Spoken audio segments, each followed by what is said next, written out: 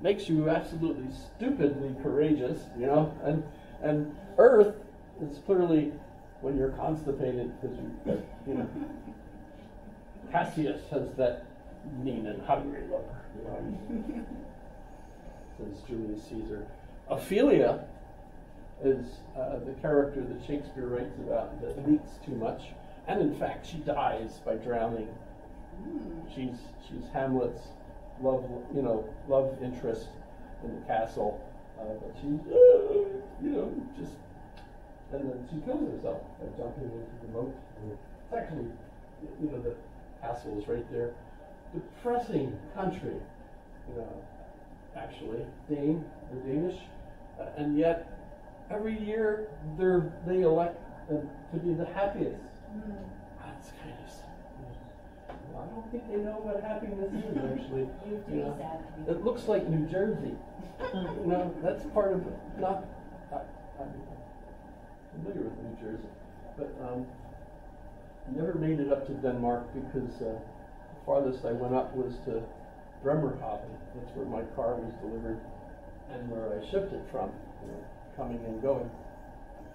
However,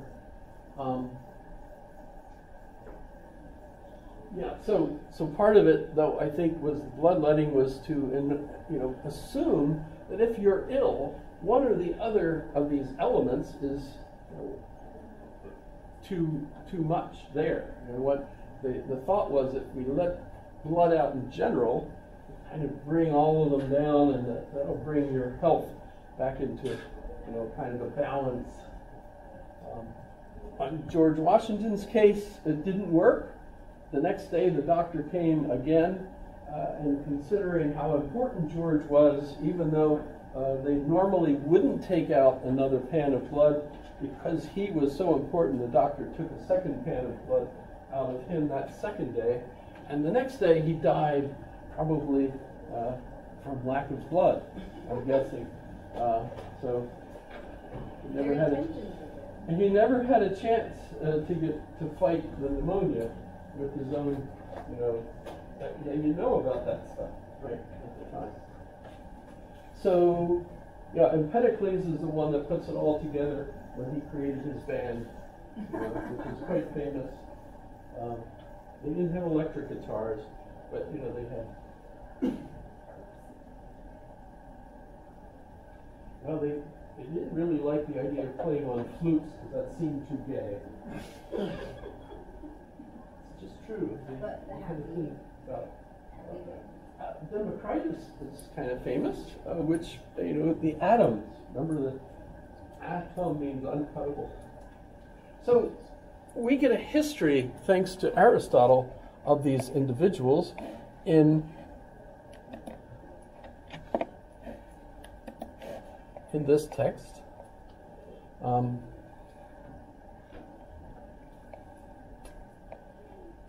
And so we get our history from here. The original causes. For we say we know each thing only when we think we recognize its first cause, and causes are spoken of in four senses. In one of these we mean the substance, that is the essence, for why. For the why is reducible finally to the definition, and the ultimate why is a cause and principle, etc. I should also point out that while Plato is considered good literature, Aristotle is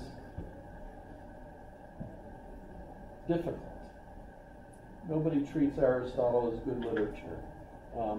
And there's kind of an interesting idea that Aristotle wrote other dialogues that were really quite beautiful, very similar to the kinds of dialogues that Plato wrote, but they were lost. So we don't have them. But what we do have is essentially what they considered his teaching notes, which are dense, you know, and not really meant, you know, to be just read, you know, but as a reminder to those that are already, you know, maybe in the teaching profession. The first philosophers then most thought the principles which were of the nature of matter were the only principles of all things. etc. So we get Thales, the founder of this type of philosophy, etc. But so he goes, paragraph by paragraph, taking us through the different ones. Anaximenes, right? Anaxagoras, etc. And the neat thing about all of these pre-Socratics and the Socratics and Plato is that it leads up to Aristotle. So it's a narrative, a historical narrative that explains how knowledge has become completed thanks to Aristotle, who actually now, learning from these pre-Socratics and others, is going to triumph by giving us full knowledge, right?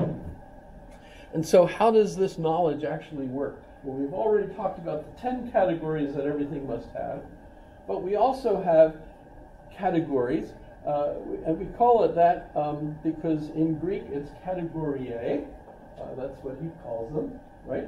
And they're nouns. So when we think of things, I talk about a horse.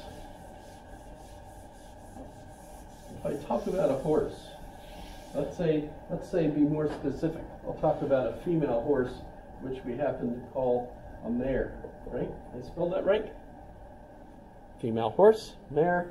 Okay, so mare is a particular type of thing. So if I want to study what a mare is, I have to go out, find one maybe, because the only ones that really exist are the physical ones. There's no definitional mare that is the kind of thing that you end up with the maris, the white horse that shows up to take Gandalf, to war, which is amazing. But so if I have the category of mare, everything that's in the category of mare, what do I know? I know that all mares are horses.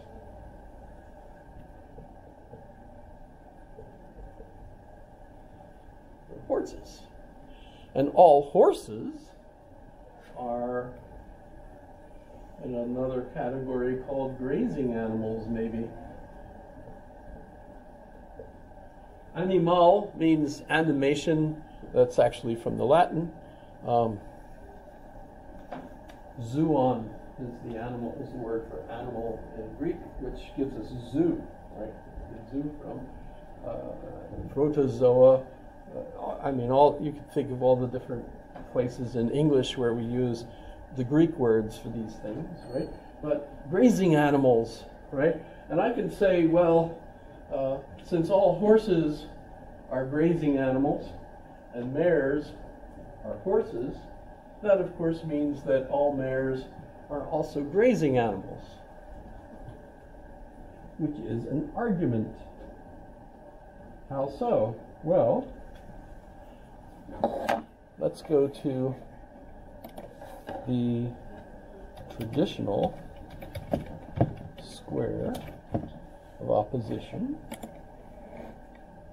I use the Stanford Encyclopedia for this. I just like the way it's laid out.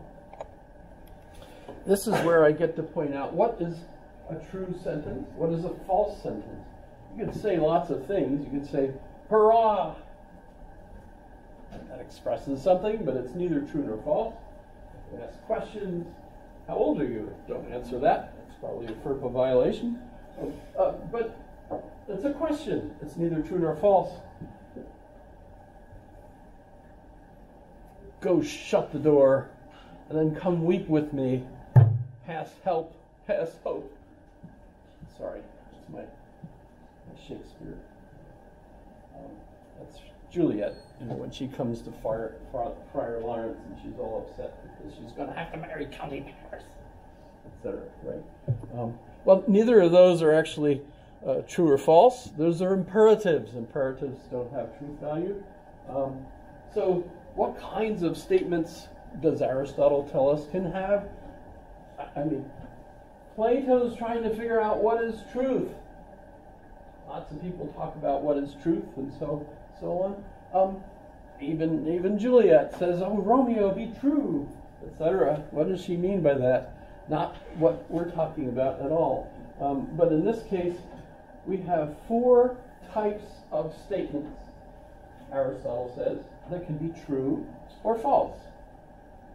For example, I can say, all of the subject is predicate, which notice is the universal affirmative, because I'm talking about all the members of the subject set are also included in the predicate set.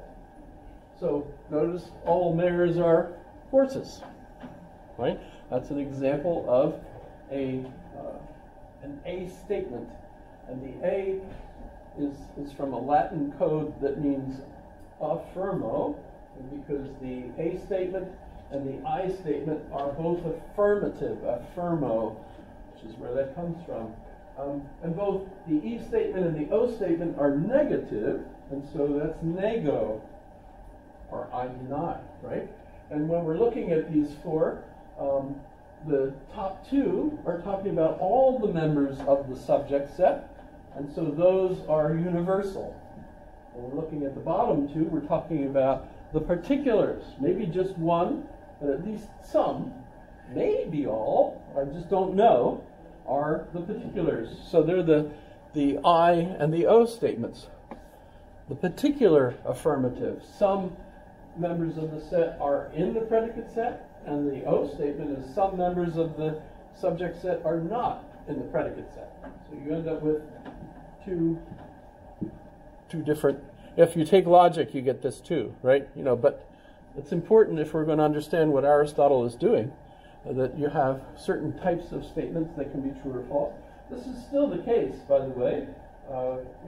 Give me a true statement. That's your quiz question, right?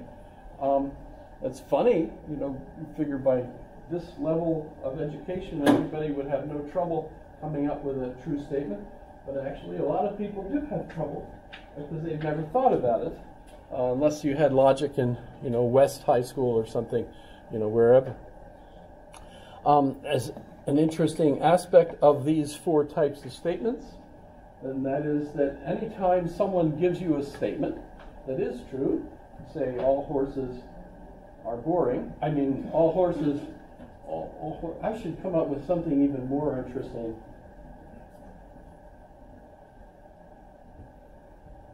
Pizza is delicious. If I were to say all pizza is delicious, that would be false, because there are some pizzas that you could buy from Moose's Tooth, that are nasty. What is this? It's a dead fish. Why is there a dead fish on my pizza? Did I ask for a dead fish? Yes. You asked for tuna, and I was like, well, tuna is a meat. No, tuna is a fish. It's a dead fish. You're kidding me. No, it is. It's a big fish. They don't raise them in Texas. You actually buy them from the ocean, where they grow. I'm trying to be funny here. The way, okay, it's not working. I'll give it up. My favorite joke, by the way. Why do little baby ducks walk softly? Biggest yawn I've ever seen. Because little baby ducks can't walk hardly. Cute. It's a pun. It also rhymes with punishment in the front. Okay, so we get 4 types of statements, A, E, I, O.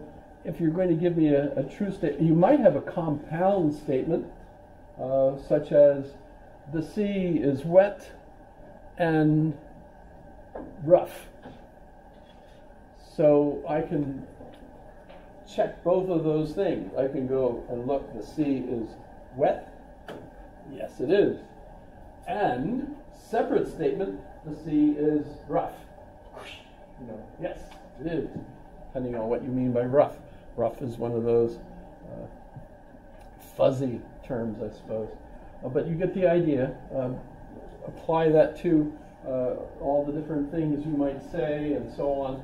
Awful lot of things we say aren't really meant to be true or false, but we assume when someone says something to us that they intend it to be true. You know, the only time you'll hear someone deliberately lying to you is when they're a politician, probably, or a salesperson.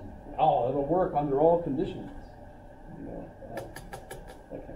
Apparently, tires. How long do tires last usually on a car? According to the salesperson, however long you need them to. Well, no. Apparently, if you check on the internet, 6 years is considered to be roughly the right amount of time before the tire